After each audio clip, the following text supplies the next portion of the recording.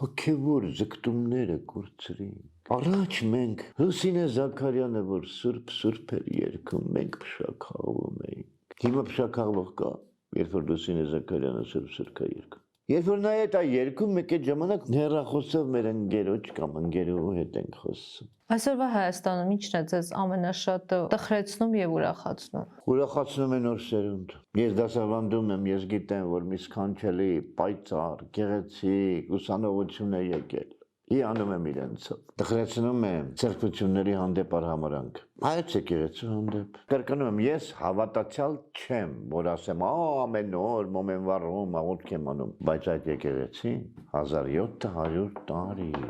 այն ժամանակներում նույնիսկ պետություն չենք ունեցել։ Համախմբել է իր շուրջը հայ ժողովրդին ու պահպանել է հայ երեխան ամեն օր մամա պապայի ձեռը բռնած գնացել է այդ եկեղեցի հայոց լեզու է լսել, հայոց լեզու է սովորել, մինչև այսօր այդ լեզուն կա, այդ եկեղեցու շնորհիվ, այդ պատարագի, այդ աղոթաժամի, այդ ամեն ինչի շնորհիվ կա։